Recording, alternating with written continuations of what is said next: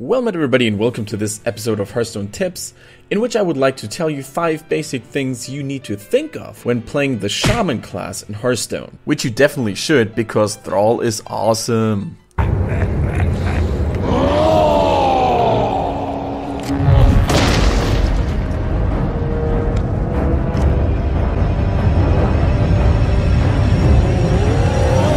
Alright, so before we talk about some of the basic things you should try to keep in mind when playing as Thrall, let's talk about the Shaman's strengths and weaknesses in the current meta first.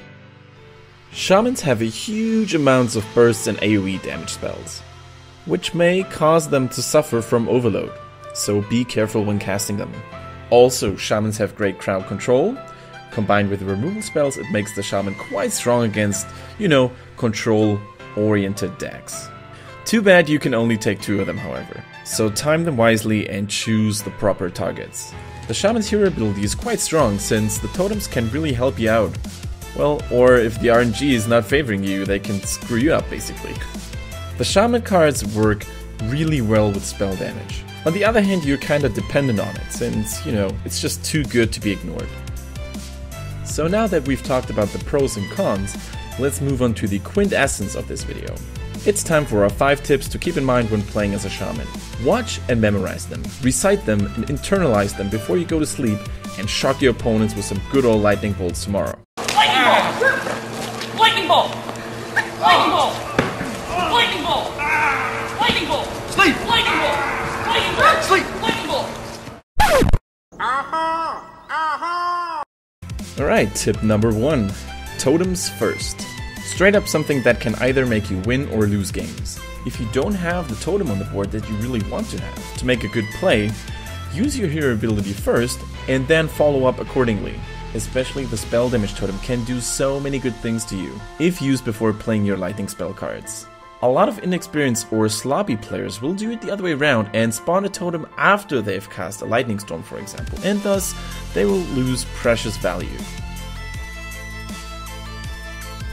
Tip number 2, totem placement. In accord with tip number 1, not only is knowing when to play your totems important, but also how to position them. For example, flame tongue totems require certain attention, as you sometimes will A.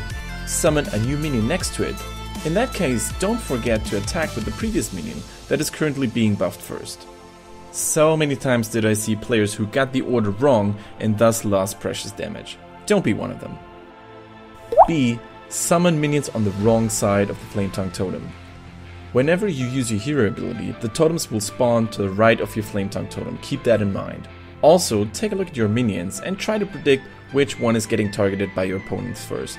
Place your new minion in a spot so that it will replace the one that is about to get killed soon. C. When playing against priests, try to use the flame tongue to your advantage.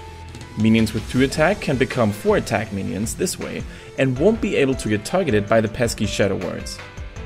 Tip number 3. Don't get overloaded when you're about to play a fire elemental.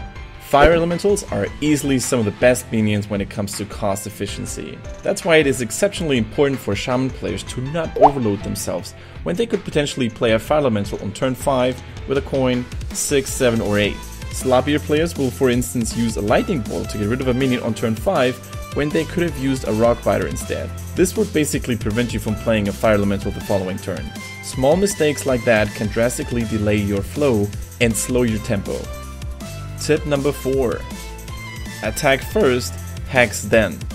Don't get me wrong, hex is awesome, but sometimes it's tricky as well. A lot of players, myself included, tend to use hex too over-eagerly from time to time when spotting a juicy target. The following gleeful giggle may make them forget about the frog's taunt though, so what I would like to encourage you to do is attack the desired targets first and then hex, so the frog's taunt won't ruin your plans. Tip number 5. Calculate the value of your strong cards carefully. Just like any other class, the Shaman has a variety of key cards that can be found in nearly any Shaman deck.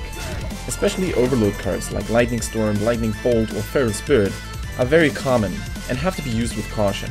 More than anyone else does the Shaman player have to think ahead of the following turns in order to maintain a strong sequence of turns. But also hexes and fire elementals have to be played carefully. knowing when to hex a strong minion and when to wait for another target is something that your intuition and analytical skills will tell you the more games you play. So off you go, young Shaman apprentices. Use the force of the elementals and make Papa Thrall proud.